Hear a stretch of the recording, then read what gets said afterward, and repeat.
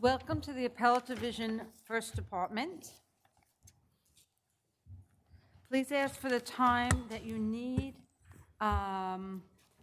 We have about 4 hours of argument time requested. We have read all the briefs and are familiar with the case.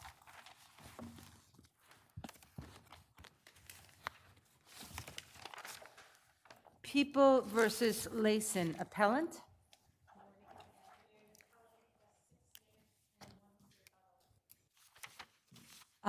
Respondent? 6, 1, and 6. Barclays Capital versus Carreras, appellant. Are you appellant? And how much time are you requesting? 11 minutes. Respondent? I'll give you 5 and 1 and 5 for the respondent. Domine versus Boudin. Respondent?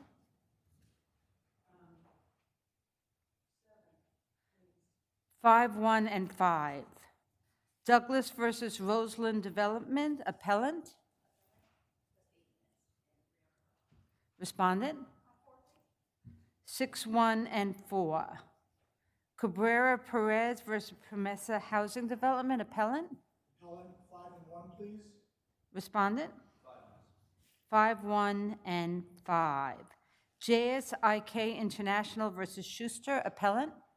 For the appellant, 5 and 2, please. Respondent? 5, Your Honor. 5 and 2, and 5 and 5. Fernandez versus Matrix Model. For the appellant, 5 and 5, Your Honor. I'm here for the respondent now. You don't get any time, but maybe I will give you some time just to try to clarify what's going on, if you wish some time.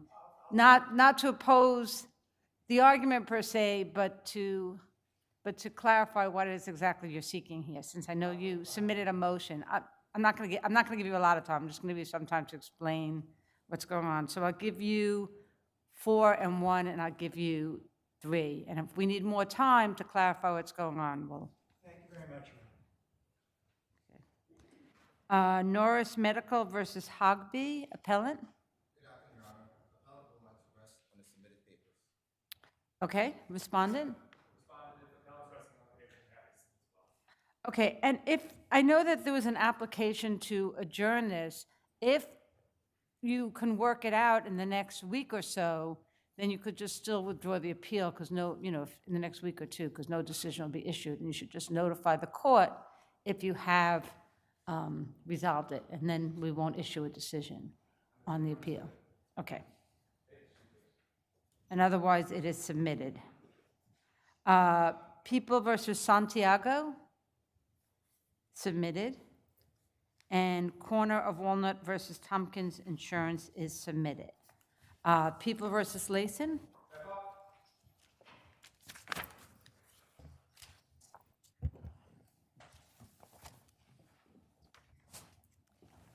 Good afternoon, and may it please the court, Barbara Zolot for Appellant Jose Layson. Your Honors, the OCME analyst's testimony regarding the extraction of the DNA profiles from the crime scene evidence and the post-arrest buccal swab violated the Confrontation Clause because under People Against John, and more recently, People Against Jordan, he didn't conduct a sufficient independent review of the raw data. Coffey's review was inadequate because it was limited to the printed. Did Coffey analyze any raw data himself? No, he used raw data as a misnomer. The raw data is the numerical, the zeros and ones as he called them, the numerical data that is reviewed on the gene marker software that produces the peaks. And that's the critical point where edits are made. What Coffey over and over again called the raw data was, and I don't know if your honors have the record, but it's the graphical printout of the from the electropherogram that represents the final edited version. after other analysts have looked at the numerical raw data and made any necessary edits. Well, doesn't People versus Jordan say that really what we need to hear from is the person who evaluates after the output of the electropherogram? That's the person that we don't need to hear from everybody along the way, but the person who's translating the peaks and the valleys is the person that we need to hear Yes. from. Isn't that the person we heard from? That is not the person we heard from. We heard from a person who came in after that critical work was done and looked at the edited final version. He exercised judgment, we can see that, but he exercised judgment on a final edited version to determine, as he said, whether it was single source or a mixture.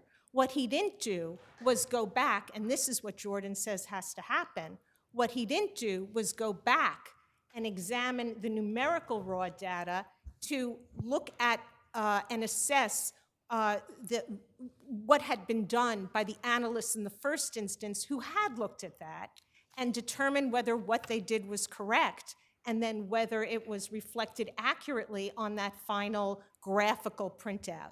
He came in after the fact, called what he looked at raw data wrongly, that is not raw data, and ultimately, like the technical reviewer in Jordan, and Coffey was also a technical reviewer, just reviewed the work of others, checked their work. To put it in terms that we might all understand better, it's like he was the supervisor of a brief who checked the record, checked that there were record sites for every proposition, but didn't go back to the record itself, the raw data, to make sure that the sites were accurately reflected. Yes. Counsel, given the video footage, both from the cab itself and from the smoke shop, which pretty clearly identified defendant, and I gather he didn't dispute that he was in those images, I'm not sure that the DNA is of any great importance for the purpose of identification of defendant. And so therefore, why is all of this not harmless error? Right, we disagree, Your Honor.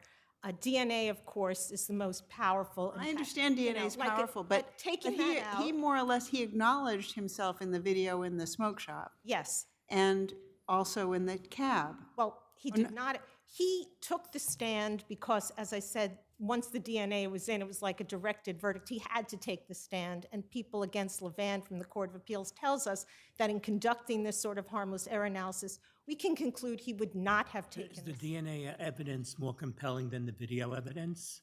Absolutely.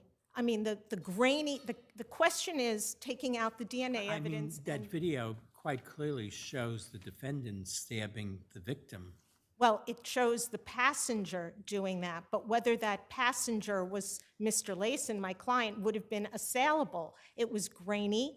The facial appearance of the passenger doesn't really resemble Mr. Layson in the bodega, and while my adversary says that, well, there's this sweatshirt that clearly shows New York in both the lettering New York in both the cab video and the bodega, that's not the case. There was one brief flashing moment when you can see a Y on whatever the passenger is wearing, which is not New York. It's not the same. It would have been assailable, and the defense, there would have been no forensic evidence. There would have been no eyewitness identification evidence. It would have rested solely on whether this grainy video of the passenger matched Mr. Layson in the bodega, and the defense could certainly have sown reasonable doubt. The prosecution would have had a case, but it would have been a very different case. And under constitutional harmless error, there's a reasonable possibility that this error contributed to the verdict. If I may, just for a moment, ask this court also to look closely at the sentence. Mr. Layson received maximum 15-year sentences, and while not to minimize the seriousness of the offense, there was, by the prosecution's own lights, a minor flesh wound, and the complainant recovered his car within an hour. No, I think it's something to call a stab wound to the neck that was next to millimeters away from that could have caused death. to call it a minor injury? Well, that wasn't me. That was the prosecutor who called it that. He said honestly it was not as significant. I think he called it a flesh wound because while Isn't that significant? Had it been a millimeter the other way, he would have been that's, dead. I don't dispute that, but the fact remains that it was a shallow cut that, But that shallow cut, it wasn't because the defendant intended it to be a shallow cut. It was because fortuitously it turned out to be a shallow cut, right? well, we don't, we dispute that Mr. Layson had the intent to cause serious physical injury. But in just talking about sentence, the maximum sentences here for an attempted assault and a second-degree robbery, where sentences like this are more Was this the typically... defendant's 7th felony and 31 prior misdemeanors? He has a prior record. He has mostly misdemeanors. His last violent felony was 30 years ago. He has a history of trauma and substance abuse and impoverishment that certainly contributed to his justice involvement. Thank you. Let's hear Thank from you. opposing counsel.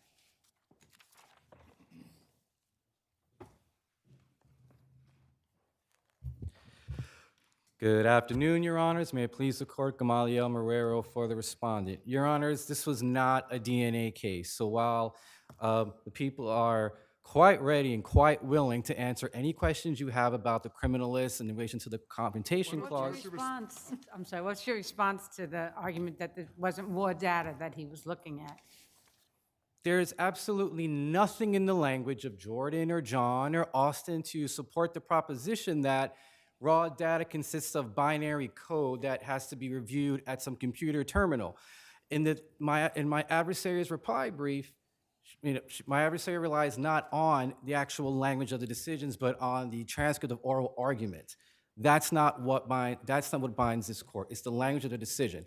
And all the Court of Appeals has said repeatedly is that the first step in the DNA testing that requires independent thought is the interpretation of the output of the electropharogram, interpreting the peaks and the alleles at each loci, determining whether it's 2 numbers in the allele or 4 or 6 identifies a single profile or a mixture of different And DNA. your position is that the expert here testified clearly that it was his assessment with regards to that evaluation. Absolutely, Your Honor. Here, he did explain over his nearly 200 pages of testimony that he reviewed the raw data, meaning all the information that was generated during those automated steps in the process, the first 3 steps, the extraction, quantitation, and amplification. He did review all of that to make sure that the numbers made sense, that the numbers that went into the electropharogram were generated properly. And as the Court of Appeals has already recognized, if there is a misstep in any of those processes before the output of the electropharogram,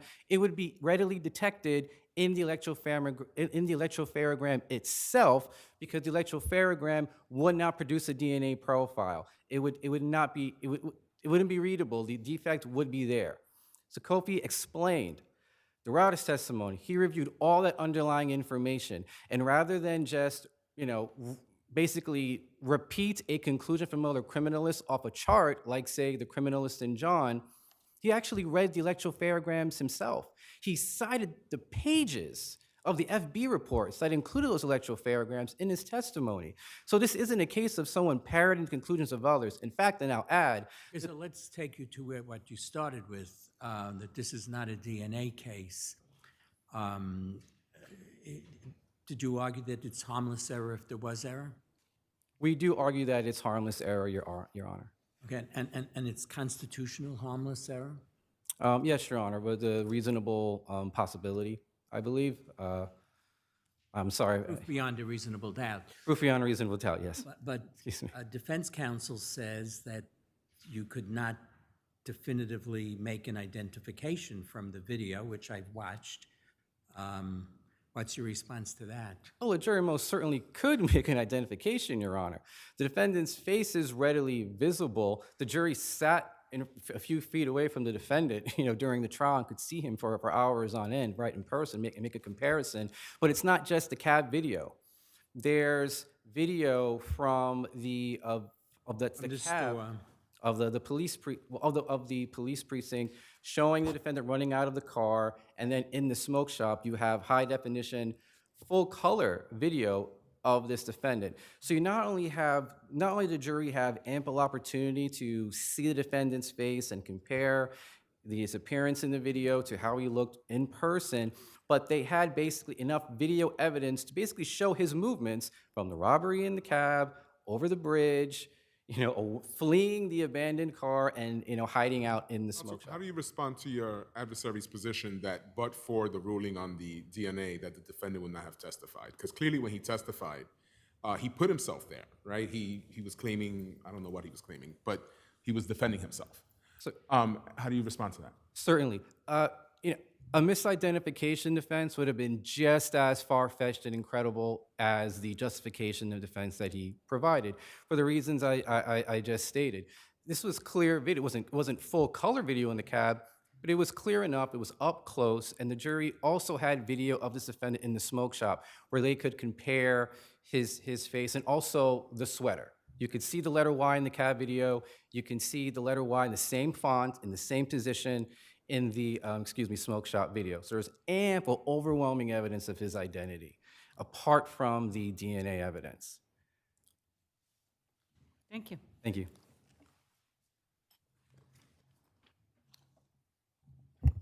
This from Jordan, citing John. Experienced analysts convert these numeric identifiers into a DNA profile using the analyst's independent manual examination of the data, which involves an editing process. That's not what this witness did. This witness came in after the fact. He even said all of that stuff with the numbers, the zeros and ones, that's before this graphical representation, which was after the editing. The editing is what involves judgment, the subjective judgment to assure the accuracy of the DNA results. He said, I didn't do any edits, and an edit was made by someone else, which confirms that someone else was doing the editing, not him, and he didn't go back to make sure that editing was done correctly. As to harm, yes, the jury could have compared the cab video to the bodega video, but they didn't have to once the DNA was in the case. They didn't have to once Mr. Layson put himself in the cab, as he had to because of the DNA. But if they had both of those in front of them, then what difference really does the DNA make? Because it's assailable. Because that grainy cab video doesn't prove that it was Mr. Layson. But the video in the store is not grainy at all. But there's no Mr. Layson admits he was in the store. The question is, was he the person in the cab? Thank you very much. Thank you. Barclays Capital versus Carreras.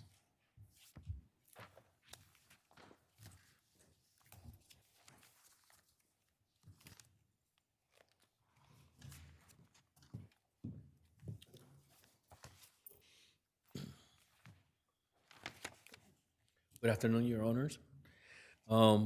My appeal argues that the New York Supreme Court erred in granting the October 25, 2017 verified petition to confirm arbitration award and the November 14, 2018 amended consent order and final judgment. Additionally, it raises allegations of false representation, concealment, and non-disclosure due to Barclays' failure to abide to the September 19, 2016 confidential settlement agreement and release. Well, counsel, the thing, I'm sorry, No, please. Mr. Carreras. The original judgment was a consent judgment. We have you both consented to the entry of that judgment, correct? You signed off on it. You consented to that judgment being entered. You're talking about the April 17. I'm talking about that first one, yes. The first judgment was the verified petition to confirm arbitration award. Then there was the April 17 consent judgment, which was uninformed. I didn't have any legal counselor during the April 17. You consented to it. You agreed to it. Well, in the sense that, You signed it. yes, I signed it, but then it was changed immediately. So we're talking about the April 17, and the April 17 was vacated. It was vacated on the November 18th. So what we have to take into consideration is that Barclays themselves vacated the April 17.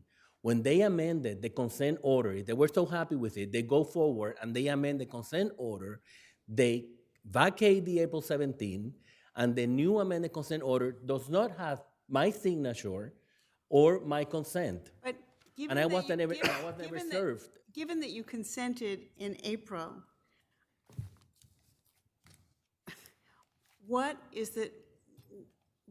how were you injured in any way by the difference between the April judgment which you consented to and the later amended judgment?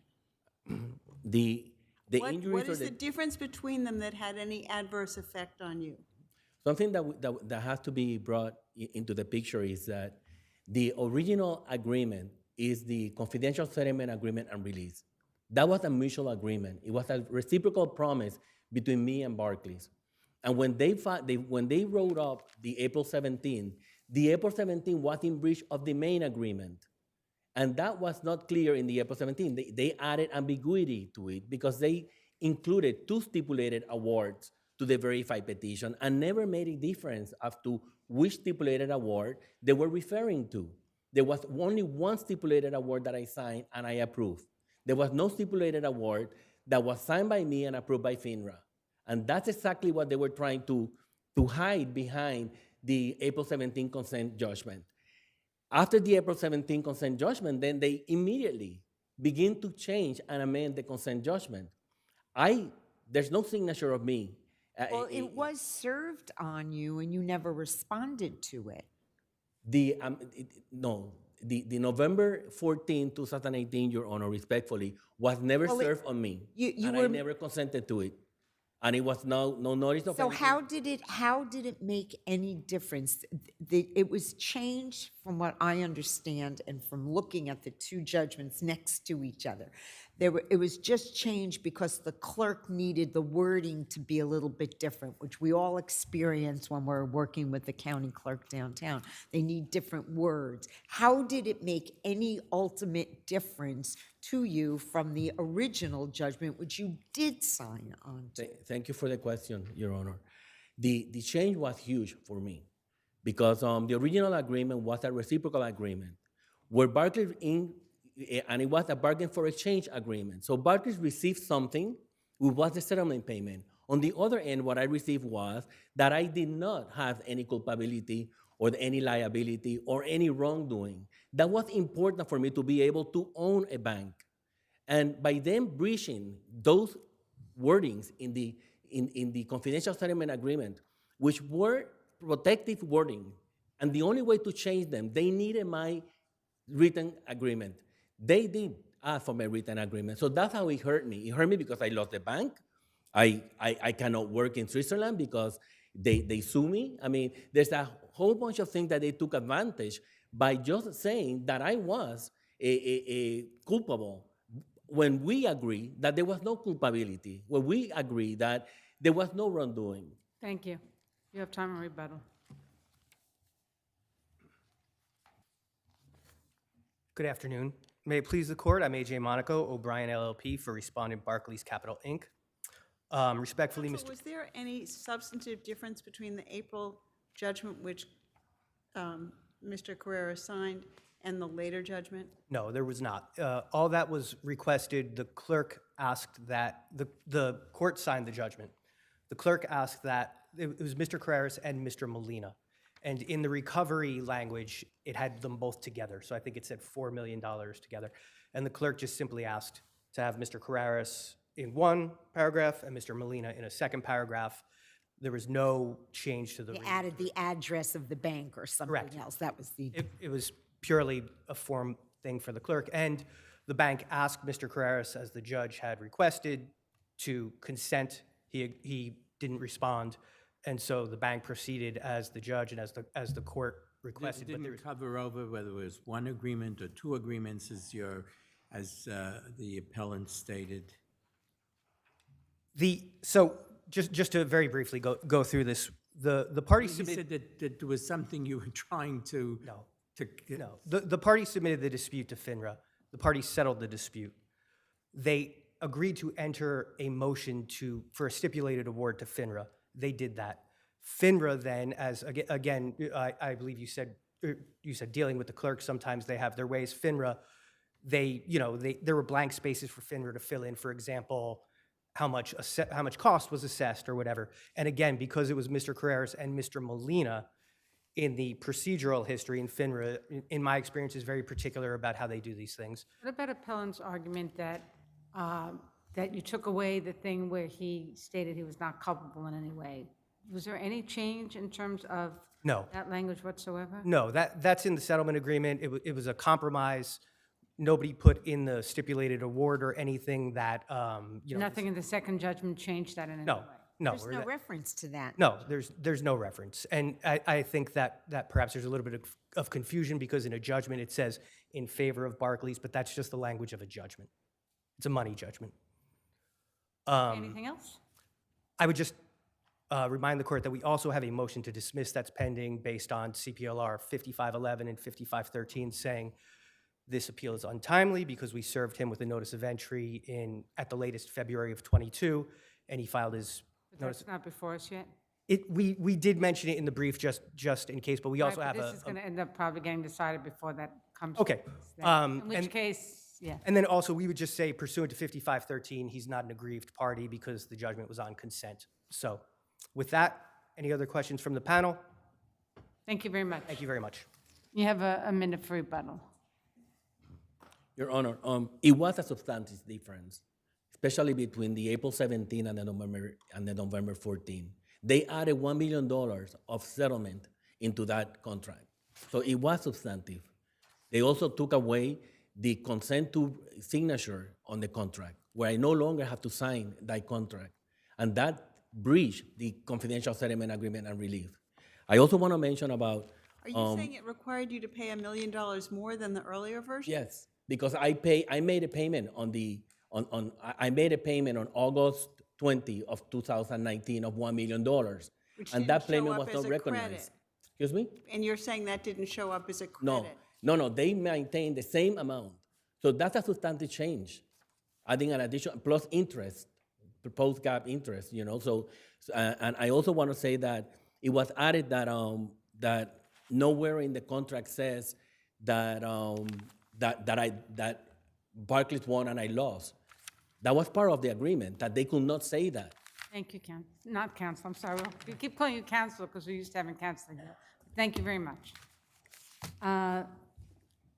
Demina versus Boudin, and Justice Gesmer is disqualified in this matter.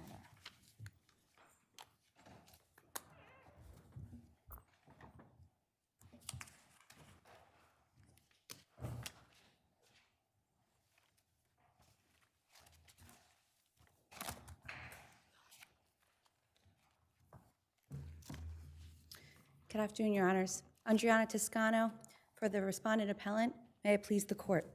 This is a case about a father trying to exercise his right to see his children and a mother who sought to alienate him from the children by making false allegations of domestic violence from 5 years prior to filing. So the only question legally in this case is whether or not harassment was proved and the extent of the order of protection. So why don't you focus on Certainly, Your Honor, certainly. So it is our position that harassment in the second degree was not proven by a preponderance of evidence. And why wasn't it proven based on the allegations as to attempted strangulation? Why wasn't that sufficient to prove the harassment? The court relied on incredible testimony and evidence that was Isn't not that even. a judge's function to determine the credibility of the witnesses who come before them? Yes, it is, and the court is given great deference, and we acknowledge that. However, we do believe that the court erred in finding credibility because the petitioner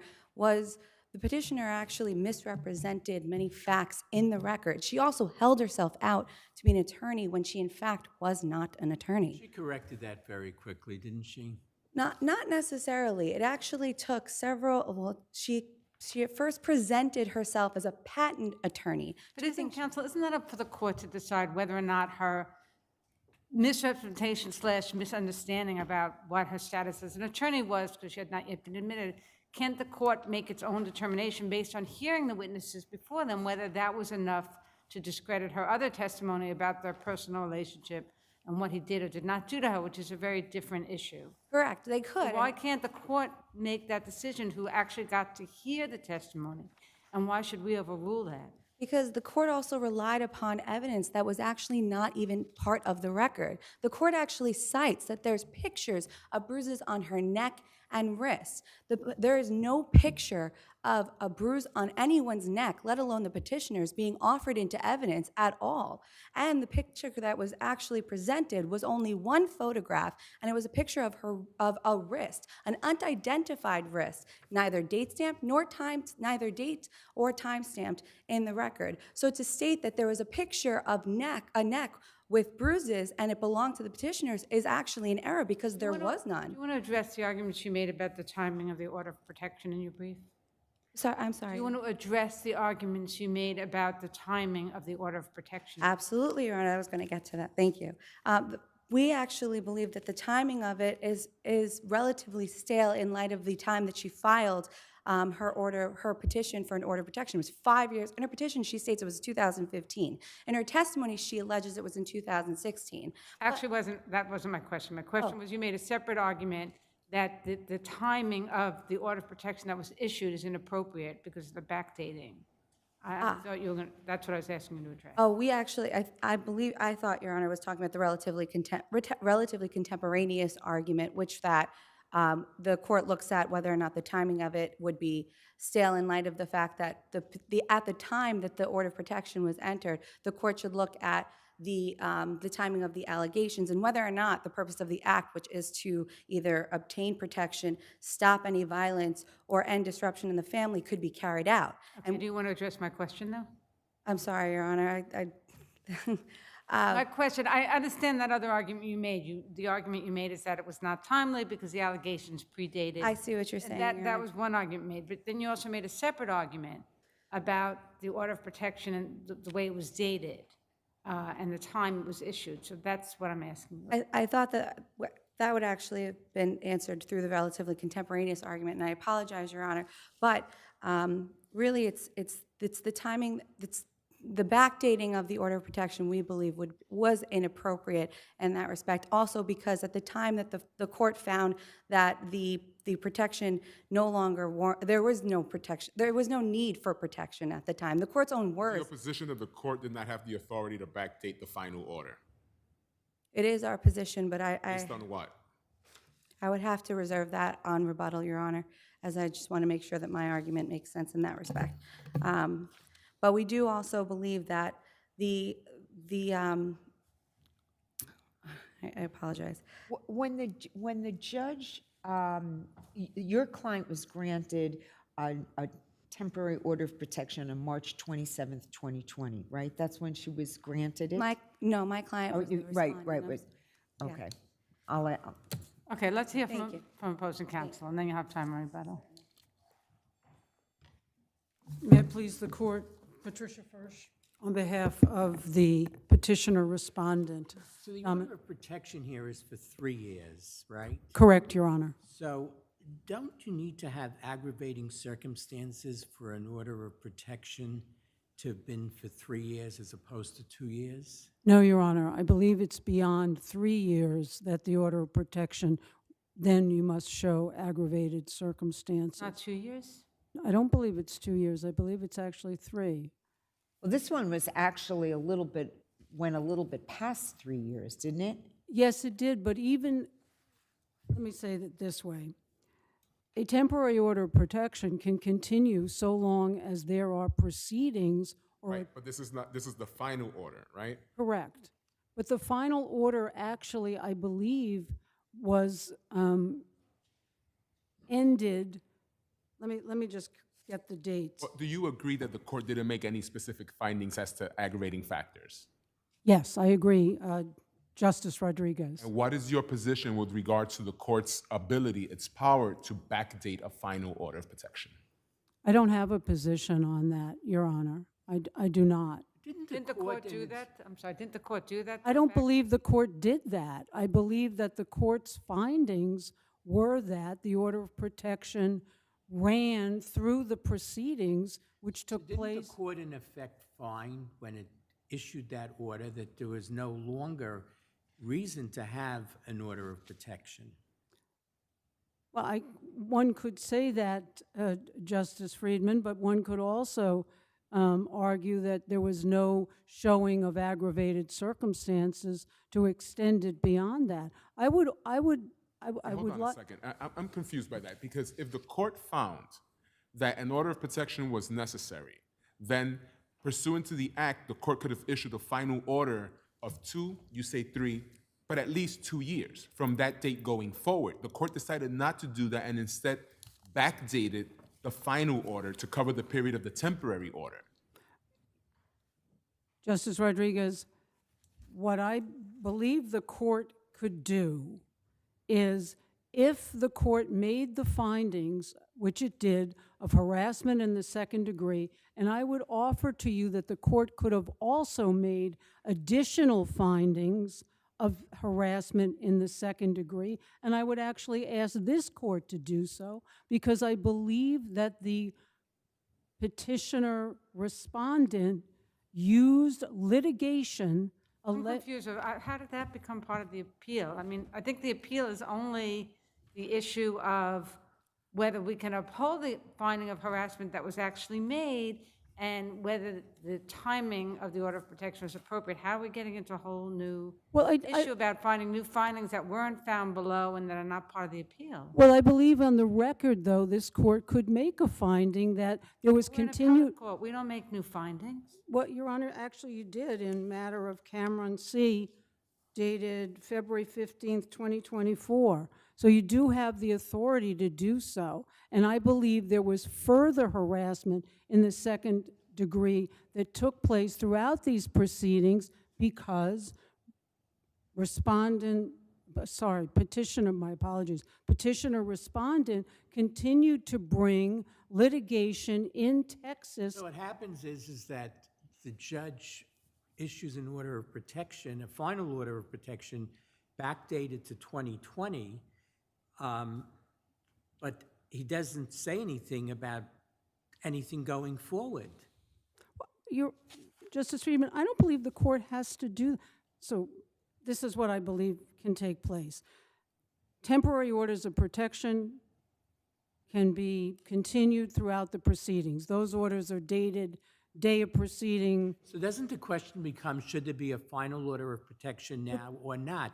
Not whether what we did in 2020 was correct. Well, I think, Your Honor, the court could have issued a 2 or 3 year or 1 year additional order of protection, which it would not have needed aggravated circumstances at the time that the proceedings were ended.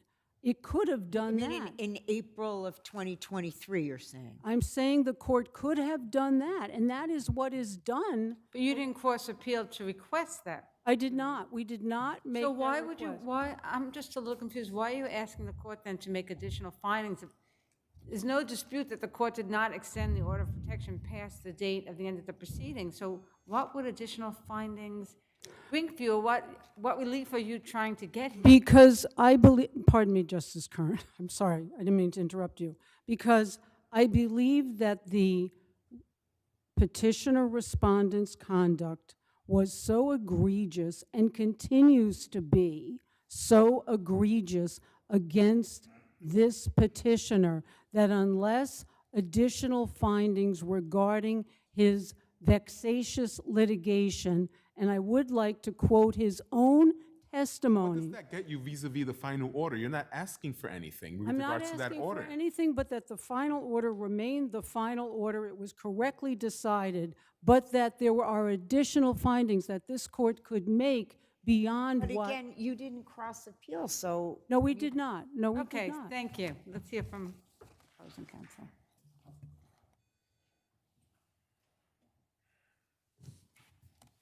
What is your view on whether it's 2 years or 3 years absent aggravating circumstances? What's the maximum time? I believe actually that could be 2 years would be, the court has the power to either enter an order of protection for 1, 2, and then I think after that it is aggravating circumstances between 3, and they even have the power and discretion to award a final order of protection for 5 years. If they're aggravating. If they are aggravated. That need for aggravation starts after year 2.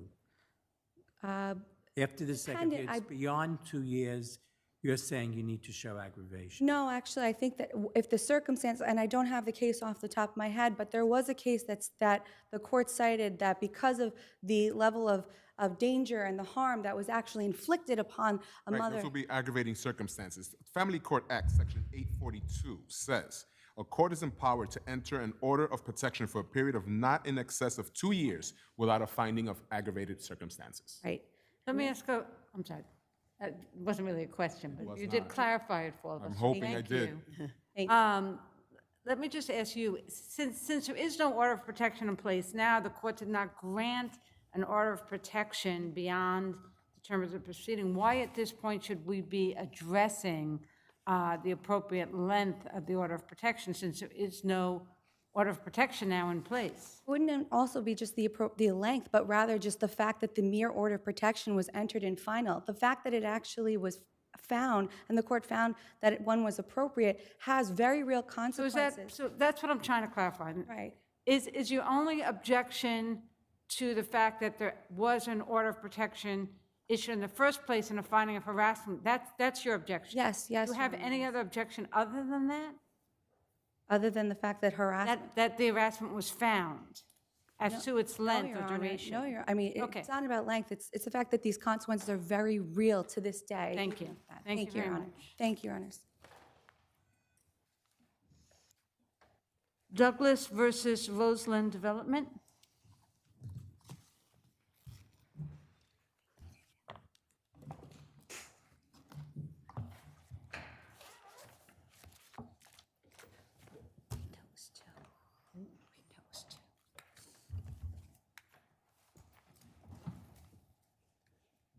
Good afternoon. May it please the court. Tricia Starkey of Black Bargee and Sanford on behalf of third-party Can you move defendants, the mic a little bit so, appellants, thank you. DSC, and Defama Concrete. We appeal the lower decision on 4 parts.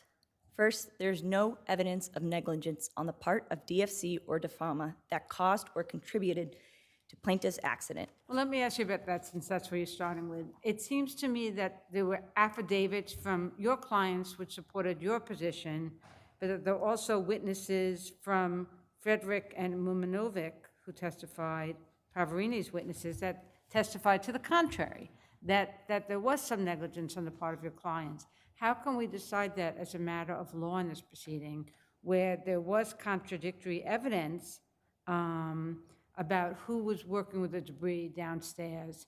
And specifically, Frederick and Mumanovic testified that the Fani would bring dumpsters of debris from higher floors on which it was working down to the ground floor. Why doesn't that raise an issue of fact? Well, the lower court's basis of potential liability against Defama and DFC, that the debris the plaintiff tripped on might have been caused by Defama, is purely speculative, and as a matter of law, that is insufficient to defeat our motion for But summary isn't it judgment. speculative as to all parties? We don't know how the concrete got on the floor, how the debris got on the floor. So no one knows at this point how the debris got on the floor. But we do know that it could not have been Defama's concrete. Why Plaintiff any more testified- likely not to farm as opposed to any other party, since everyone's making allegations that different people brought debris down to the ground floor? On the date of the accident, Defama was performing work on the 21st and 23rd floors. But wasn't there one witness, and I apologize for not knowing which one it was, but one of Pavarini's witnesses who testified that they weren't sure that Defama had completely given up control of the first floor because things had to be brought down to the first floor. So they might possibly have been involved as well. No, the record, or the evidence in the record supports that the first floor was definitely turned over to Pavarini on the date of the accident.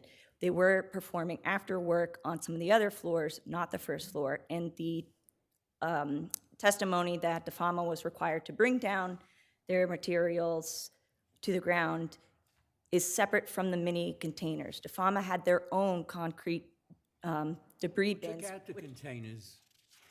Who is responsible for removing the containers and removing that debris and that concrete? Pavarini was responsible for taking the containers down to the first floor, and on the date of the accident, Cardella was at the time of the very accident, where plaintiff's accident happened at 7:30, they were doing a load out by Cardella, who was the carting company, from 7 to 9 a.m. Plaintiff said he did not see the debris before the accident. So in the 10 minutes from when he walked into the bathroom to when he came out of the bathroom, the court's basis of liability against DeFama is that DeFama somehow had created the concrete debris. DeFama was not working on that floor. There was no deliveries, and even if there were deliveries by DeFama, they had concrete mixture. It was the powder. There's not actual solid concrete debris. And they were other contractors, trades who worked with concrete, specifically Salvio, the contractor who was working the Friday before the date of the accident happened on Monday. That Friday, the log showed that Salvio was working on the first floor, building walls with CMU units. You want to address the other arguments before you run out of time? Sure, thank you.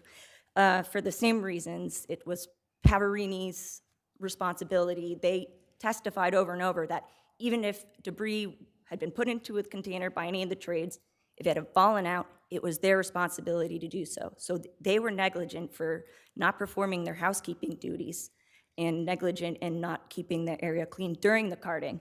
And therefore, our counterclaim for contribution, common law contribution and indemnity should have been granted.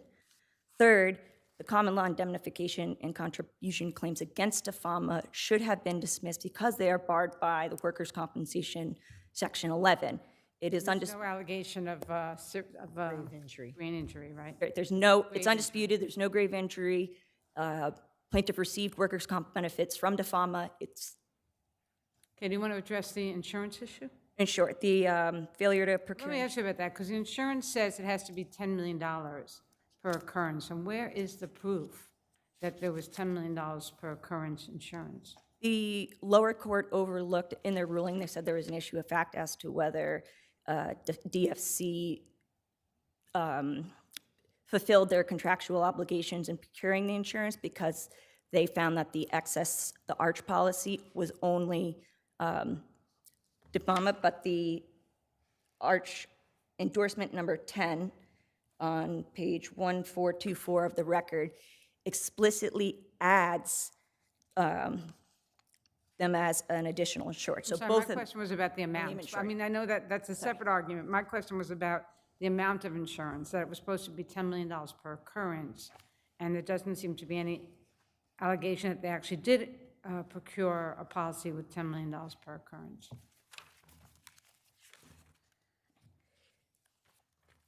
They procured the contract required them to have 10 total. It did not necessarily split up between the excess and Right, but per primary. occurrence.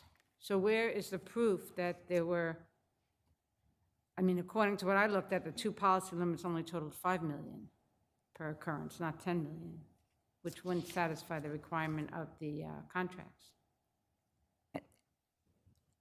I'll let you I'll need answer to look that at my on notes rebuttal. and see if What? I can rebuttal. You pointed to page 1424 of the record from the arch policy, but only DFC is named as an additional insured there. When you look at the Hiscock policy on page 1348, it says that anyone who's contractually required to be covered is named as an additional insured. You don't have a similar provision in that on page 1424 in that policy, or do you? So how does that cover the other defendants? So the endorsement in the arch policy states that they are unnamed insured. So that arch policy is on behalf Name's only DFC. but the endorsement adds them as DeFama. So DeFama and DFC are both named insureds under the arch policy. So it's not just on behalf of one of them, it's both of their policies pursuant to that endorsement, which was in effect prior to the date of the You accident. have time on rebuttal. Okay, thank you.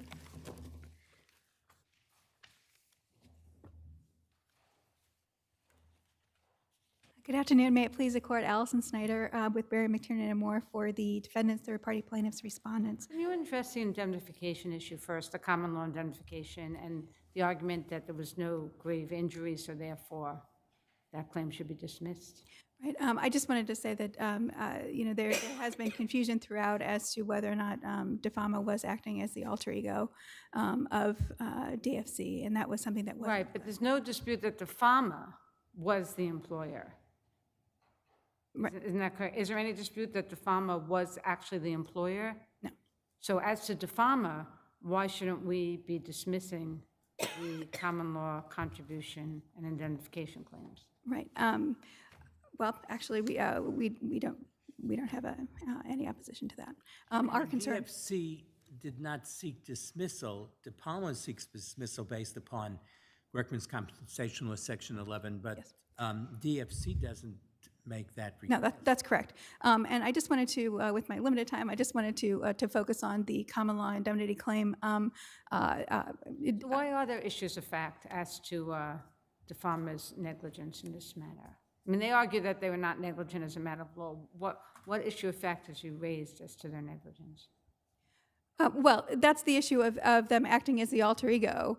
No. I'm saying just in terms of in terms of their work, that there's one of the main issues is whether or not there was negligence on the part of the farmer sufficient to, not the farmer. In their role. So just referring to DFC then, I'm sorry. I'm sorry, DFC. So Okay. what issue is there as to DFC's negligence? I just wanted to point to their actual contractual obligation. It's on page 1089. It's paragraph 46. It specifically refers to the housekeeping obligations, and it says trucking of the debris is a continuing operation, and that it's part of good housekeeping. And at all times, they're required to clean the entire site. And we know from the plaintiff that that's exactly what happened. Even if they were doing work on other floors, they stored materials on the first floor. We know that they brought debris down, so it doesn't matter if they turned over the floor. The fact is, as part of their ongoing operations, they would remove debris and bring it down to the first floor. And so,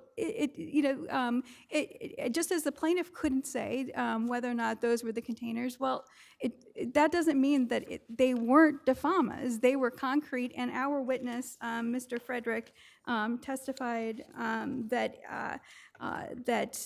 to the extent that there was any debris that day, that it could only have come, that was the only tray. That's a page, 177, 183, and 84, that the concrete debris that was observed could only have come from the work that was being performed by DeFama. Even though it was being performed at a higher floor, and that's what I asked Right. your opposing counsel, is that Mr. Frederick was the one that said that they may have brought some of this down, and I mean, it was the first floor, they had to bring it down to get rid of it. And the reason why DeFama and DFC could never meet their affirmative burden on summary judgment of dismissing these claims is because their own witness, Mr. Ali, is one who assumed it couldn't have been their debris. And when he was asked where they stored their containers when it was brought down to the first ground, he had no idea. He didn't affirmatively say the red containers aren't ours, they weren't used. He was never asked that. Getting back to the insurance issue, so your adversary points to page 1424, the endorsement on page 1424. Does that establish the insurance requirement? Well, it's my understanding that that does. The counsel is correct. That does mean that they are a named insured. Our position was that it's not just a matter of do they satisfy the limits of coverage. It's that they also have to prove that they've satisfied all the other requirements. They were required to have a specific ISO form. They were required to have blanket coverage. None of that is evidence that they actually proved in their motion. Any more questions? No. Okay, thank you very much. To address respondents' argument and mischaracterization of Frederick's testimony, the superintendent of Pavarini, he did not say on 184 of the record that is not his testimony, that it had to have been DeFama's concrete. That section of testimony is talking about the debris nets that are hung on the side of the building and the containers that DeFama uses on their own that they connect cables to, and they bring them down with a crane outside. And when they're talking about the, specifically, it was asked, were any of the mini containers on early January 2017, with concrete debris on the floors. Stefan was working, brought it down and stored next to the bathroom, said, I don't know. He could not testify, and that's because it was not Defama who was working on the first floor, bringing any materials down, and especially during the 10 minutes during plaintiff's accident. It was their, may I just finish one? It was their custom and practice to load the containers as they're working throughout the day on the floors, not to bring down a single piece of debris to throw in the dumpster on a floor, several floors below that they're not working on, in a dumpster that's not theirs. Thank you. Thank you. Cabrera Perez versus Promesa Housing Development.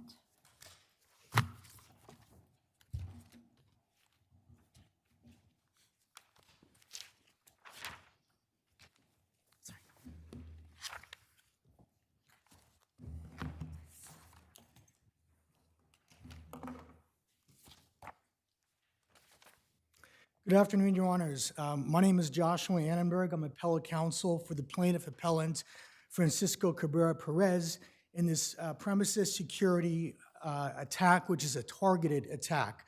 The legal issues in this appeal arise from the Court of Appeals holding in Scurry versus New York City Housing Authority, which changed the decisional law in this court on targeted attack.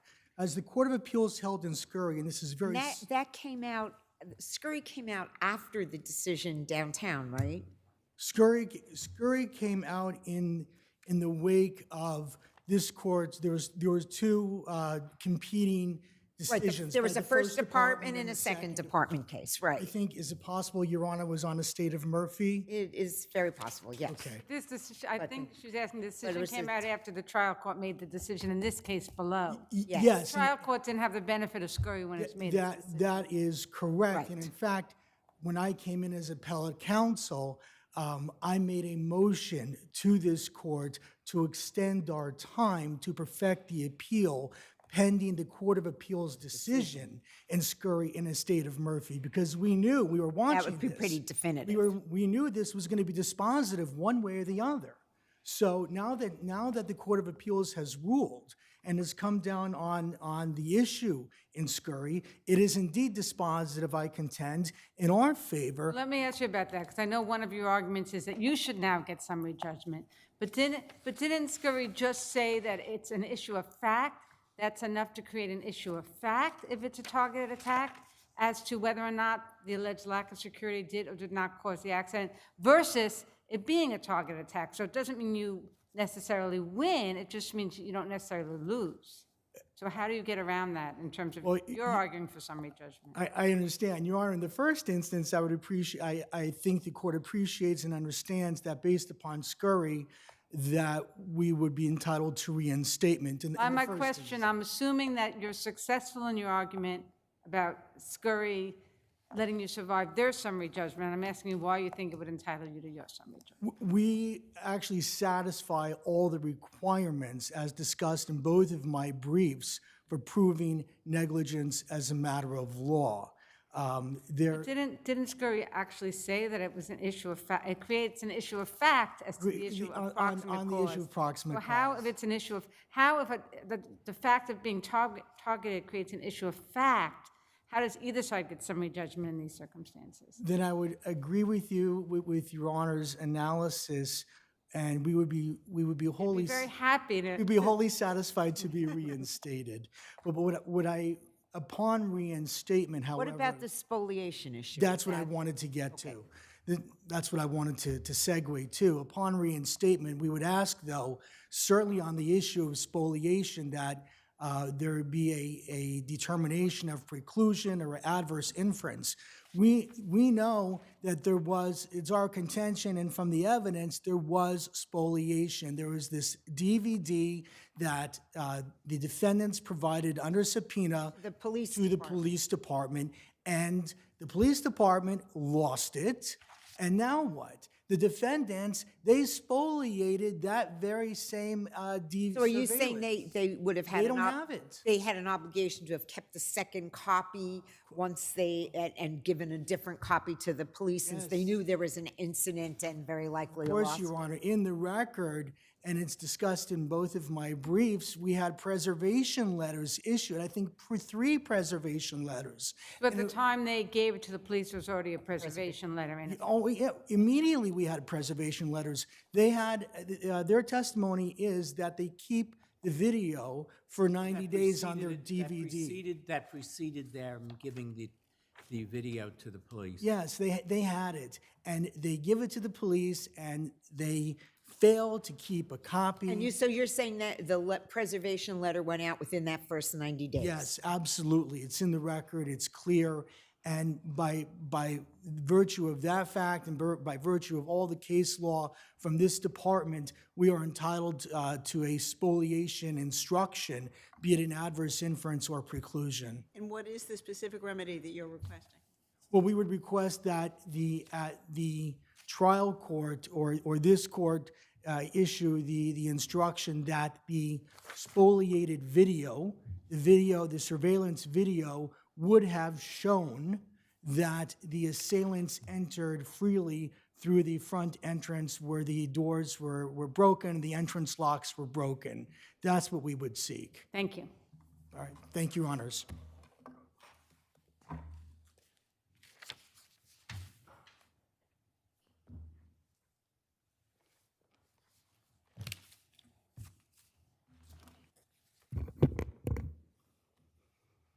Glenn Kaminsky with the firm Morrow Lilling, the party counsel for the respondents, and I would respectfully ask that this court affirm the decision. Counsel, you know the, go ahead.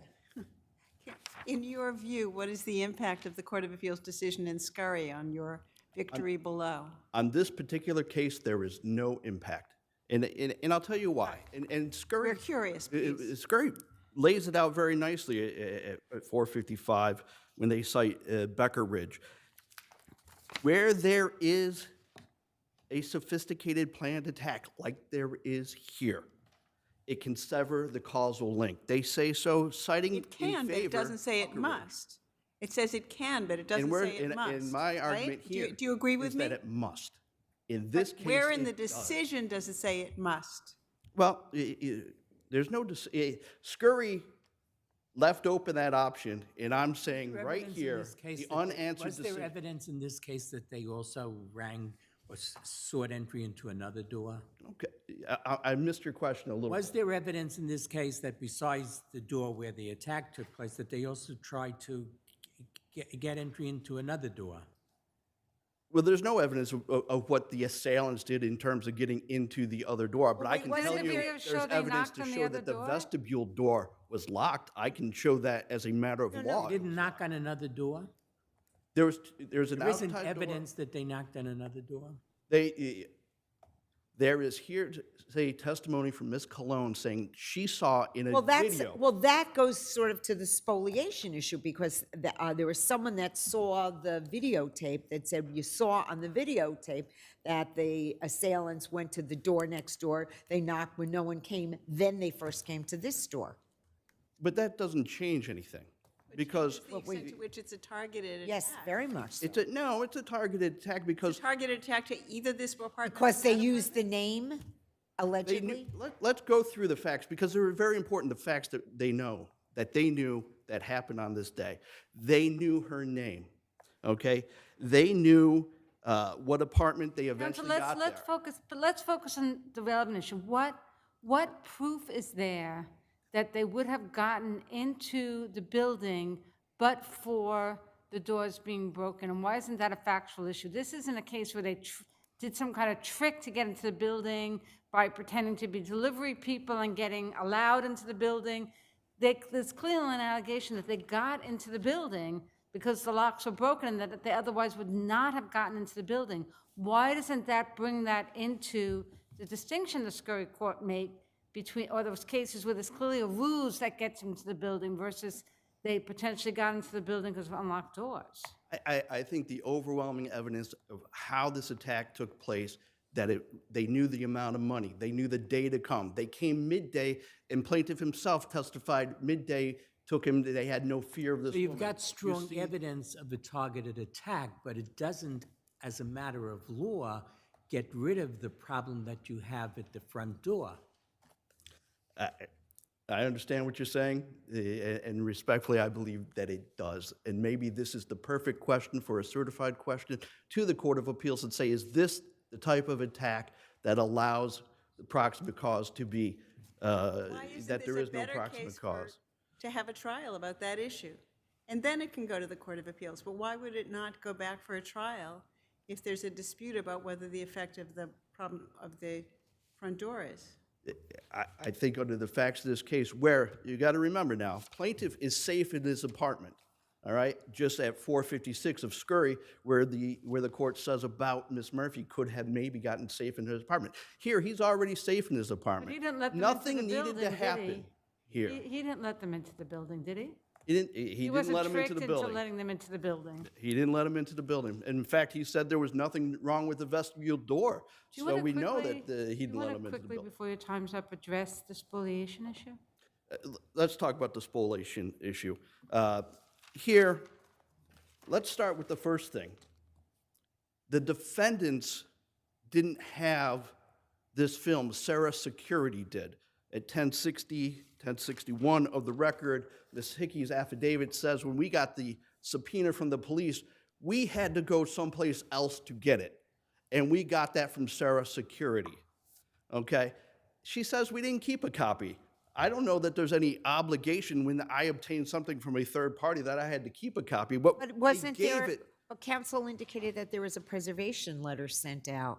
There was a preservation letter sent in August of 2016. The films were given to the police in June of 2016. They were already out of possession at that point in time. There was nothing more to preserve.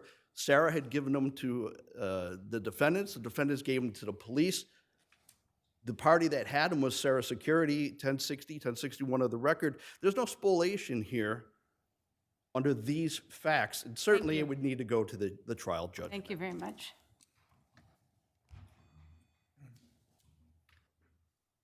But he tells us that the preservation letter did not precede the police getting it.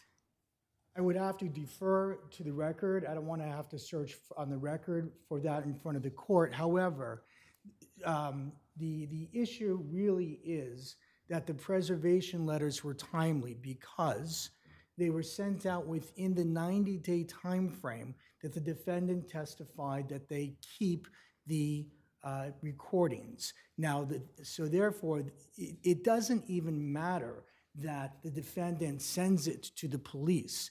They have an independent obligation once they are in possession of it, and once we send them preservation letters and they concede receipt of the preservation letters, they have a duty to preserve. They breached that duty, and they acknowledge they breached that duty because they said, we didn't keep a copy. Thank you. Thank you. JSIK International versus Schuster.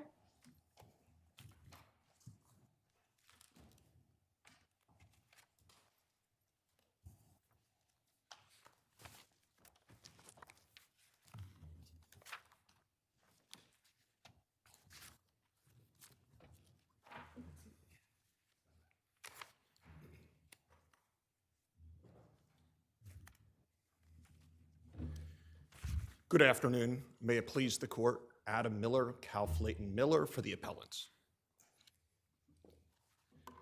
The lower court's order should be modified because the appellants have demonstrated the elements necessary to obtain a preliminary injunction, or in the alternative, a prejudgment attachment, preventing the net cash flow from this real estate project, which this all flows from being distributed. But at the end of the day, what you want to do is attach assets which belong to CS member, right? No, we are asking to attach. Prevent the distribution to CS member. Yes. Which means that you want to attach that which they might otherwise receive. Do you bring any claims against CS member or Sophia, or allege that they participated in the fraud in any way? No. The only CS member at the time of the formation of this venture was a majority investor. They put Mr. Schuster through his entities in as the managing member. As the managing member, Proceeded to allegedly defraud them just as he defrauded you. yes, So why do you have any greater right to those funds, or why are those specifically identifiable proceeds that you should be able to get a preliminary injunction concerning when you don't have any direct ownership interest in JS? What greater right, not JS, I'm sorry, CS, what greater right do you have to those proceeds? And those aren't the proceeds that you invested. You're not trying to recoup those proceeds as ones you put in. So why do you have a right to them rather than CS member, which is a member of the joint venture? sure, because there is an investment through an upstream entity. These real estate transactions have LLC after LLC after LLC. JSIK invested directly through one LLC to another LLC. Right, but it into the always went project. upstream to JS. It never went over to CS. However you look at it, however you try to put these pieces together, you were never an investor in the joint venture as a whole, and your client was never an investor in CS member. So why should you have a right to stop CS member from getting the proceeds that it is entitled to under the joint venture agreement? Because the CS member is not the project. You know, if CS member had committed fraud against our client, the action would be against CS member. The action is against the project entities for aiding and abetting, which is the holding of the monies that will come into the project. But the remedy you seek would harm CS member, and I'm having trouble figuring out why you should be able to take their expected income away from them when you have made no claims that they did anything wrong. No claims they did anything wrong, but they are bound in that they are now the managing agent of the But weren't project they entity. also defrauded to some extent by the JS member group of people, the Schuster group of people? That is their allegation, but if an LLC is to exist and have a managing member, the LLC is responsible for the actions of that managing member. CS member, at the time of the alleged fraud, was just an investor at that time. Let me ask you this in a separate way. Normally, there is a narrow exception where you can restrain proceeds when you can show it was the subject of the action, and it's readily identifiable proceeds.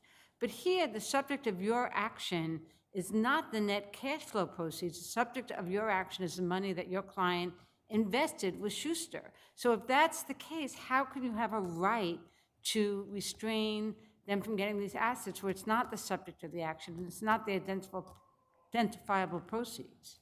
It is the subject of the action in that the project entities is right now listed as the defendant in our underlying action for aiding and abetting the fraud. The portion of our proceeds that we are saying that the LLC is responsible for will be coming out of the net cash flow. If it goes in accordance with as CS member says it will, there'll be nothing for my client to collect on if he is successful in the underlying litigation.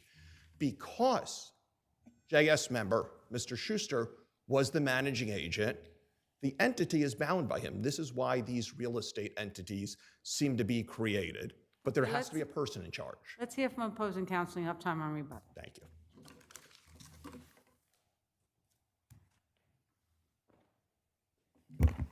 Good afternoon, Your Honors. May it please the Court, Scott Matthews of Windell's Marks on behalf of SD Second Avenue Venture, SD Second Avenue Property, and SD Second Avenue Holding. I just want to They called the project entities? project entities, Your Honor, correct. I'd just like to point out that the crux of appellant's argument is that Mr. Schuster was acting as the managing member when he agreed to provide information to JSIK. That's incorrect. As shown in the record at page 83 and at page 103, Mr. Schuster signed the SD manager operating agreement with JSAK on behalf of Schuster Enterprises as its president.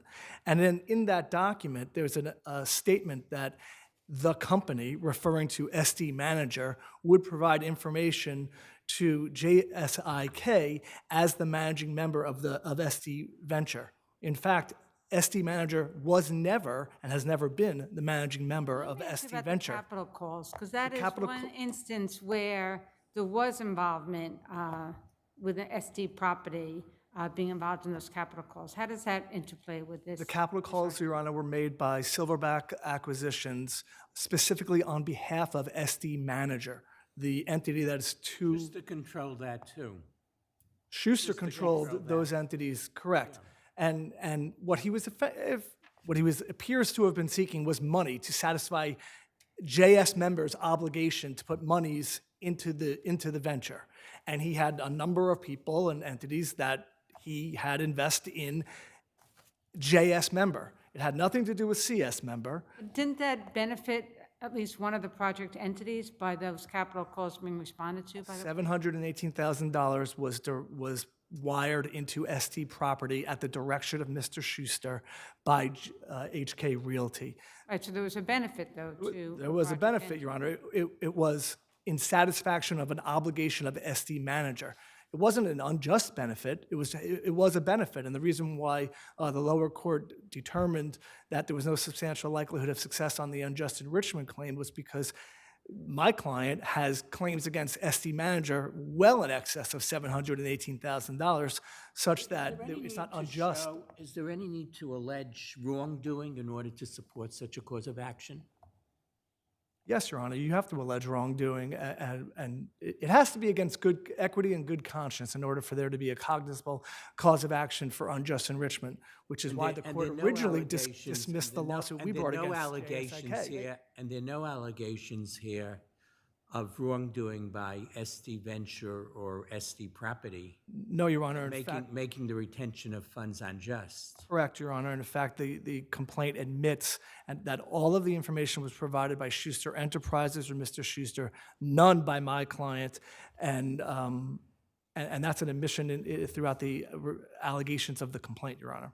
If there are any other questions, thank you very much. Thank you.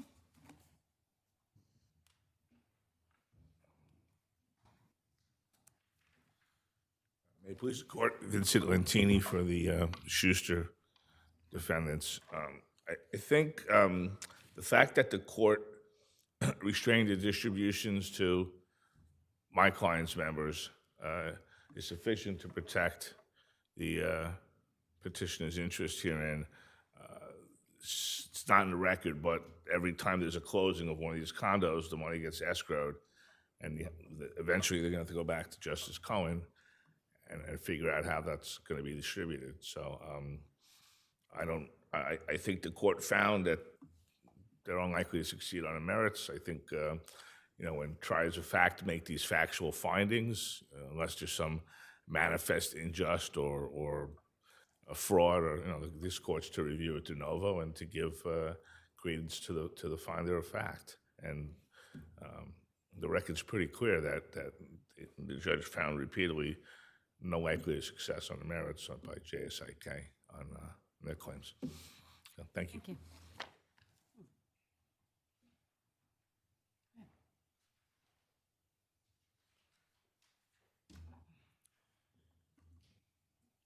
To directly respond, there are no allegations against Mr. Soifer or CS member, but there are allegations of wrongdoing by SD Property. SD Property, the project entities, which are now controlled by CS member, but were controlled by Mr. Schuster and JS member, provided the documents in which my client relied in order to make the investment. This is a project. So what was it about those documents that was fraudulent? The documents were not fraudulent, but that is still not necessary for a substantial assistance. What was in the managing member's head, which is imputed to the company, was he knew that he was going to be entering into a transaction with my client where there were blatant misrepresentations. But did any of the project entities have that knowledge? Well, the project entities have the knowledge of the managing member. The managing member, think of it as this. the managing member is having a discussion, he has full authority to work for the managing member. He goes up to the project entities with what's in his head, and it doesn't even matter where he got that information. And he says to the project entities, can I have this information? Can I bind you in agreements? And the project entities, this legal fiction, says yes, and he provides that information to my client. He is the project entity at that time because there are no other employees, there are no other control people. He is the managing member, and his intent to defraud my client was obvious, and the project entities know what he knows. I don't know if it's determinative of any issue on the appeal, but there was a requirement that you needed CS members' written consent for you to invest in SD Venture, right? In order to invest in SD Venture, Your written consent, which never happened, right? not to my knowledge. How is it that you didn't check that? Whether or not I understand the question about the due diligence, there was no belief from my client and had no reasonable belief, and the case law supports this, that there was going to be anything fraudulent. I mean, did you see the JV agreement which required this written consent? Did you see that in advance? And if you didn't see it, why did you invest? The question, and I will rely on the record as to whether it's seen, the question is JSIK on notice, or should have been on notice, that it was entering into a transaction where it would be defrauded? No.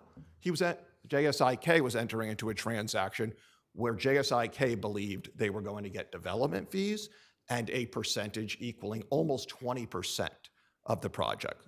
So they weren't on notice by any means. And to sum up again, and I know my time is up, is that if we are creating these LLCs, and the law provides of it, they have to be run by human beings. And in this case, the human being running it speaks not only for himself, but speaks for the LLC. Thank you. Thank you.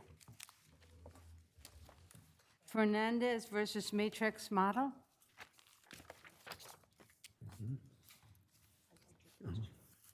Thank you.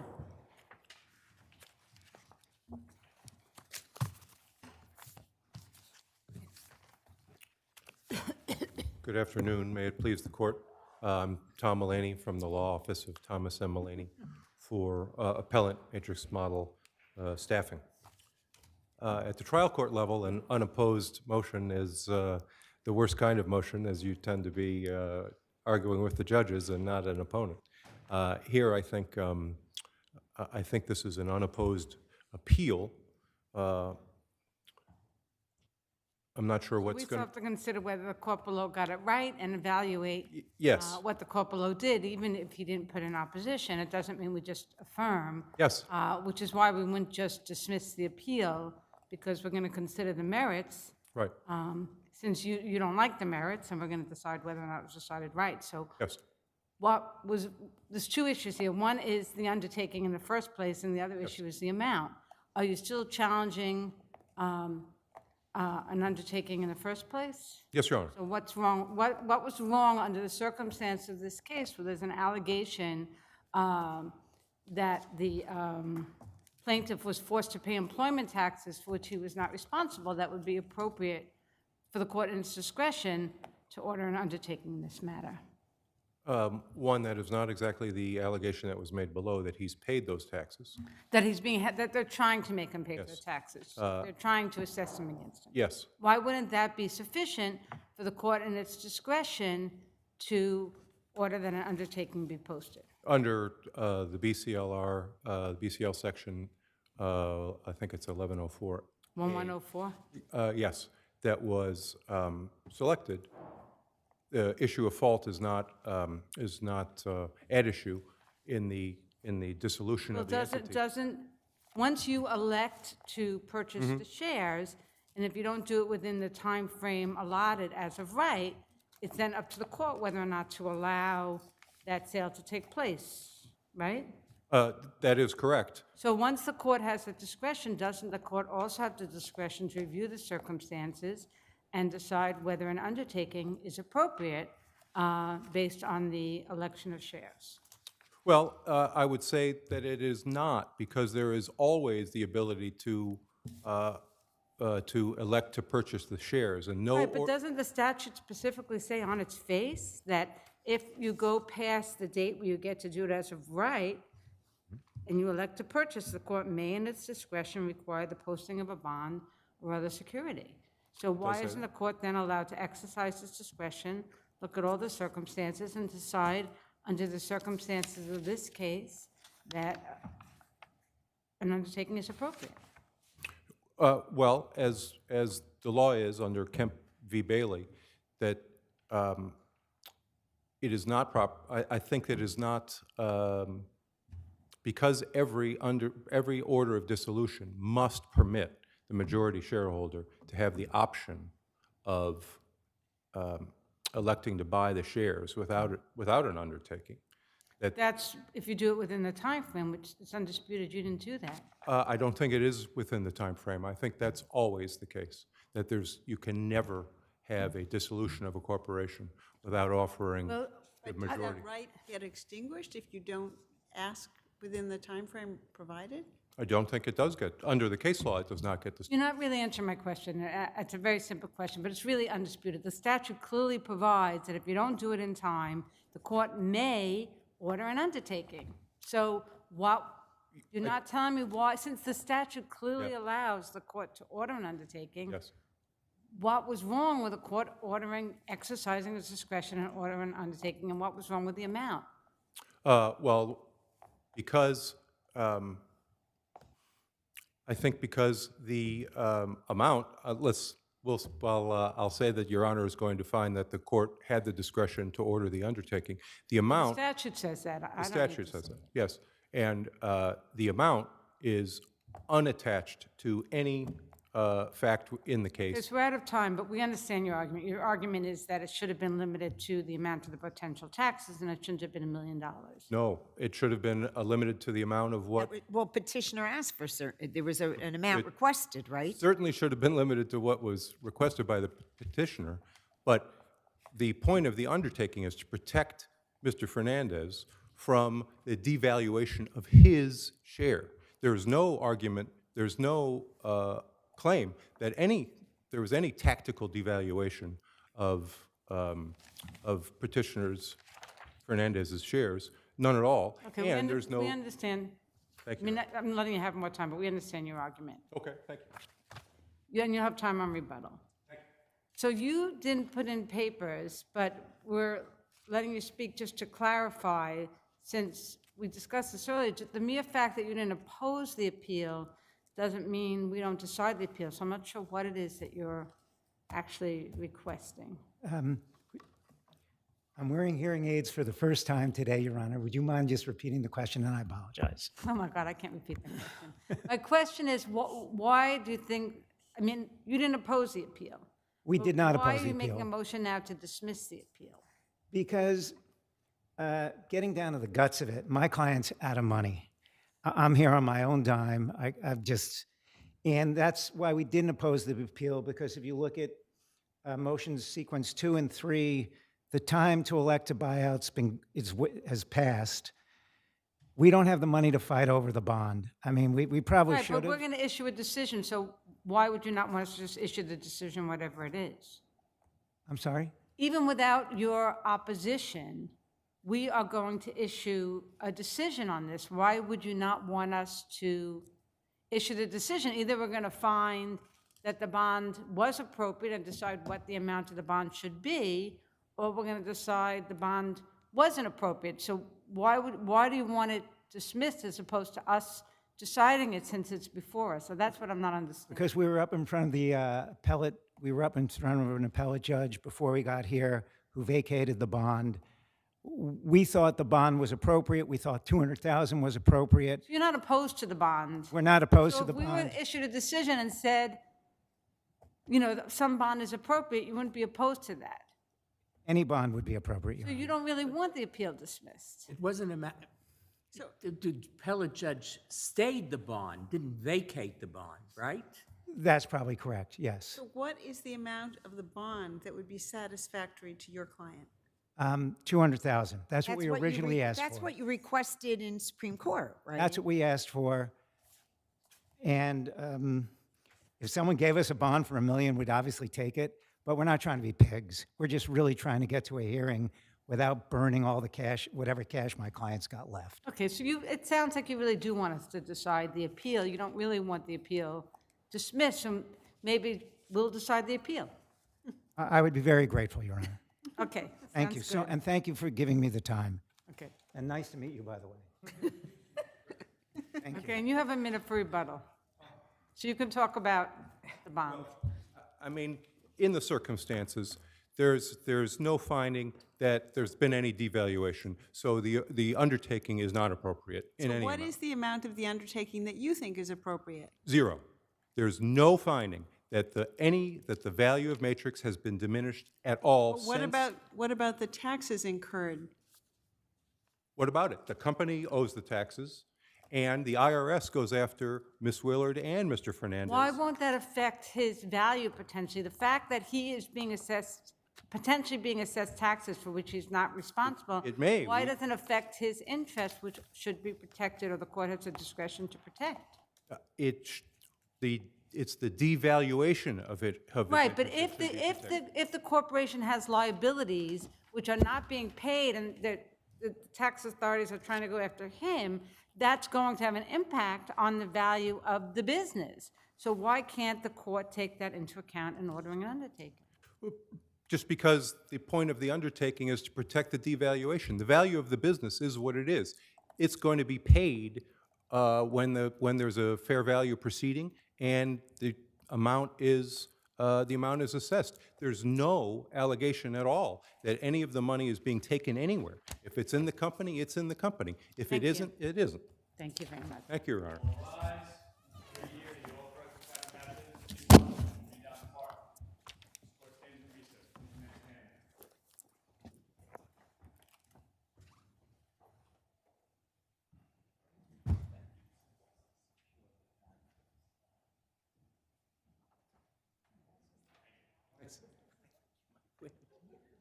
I think you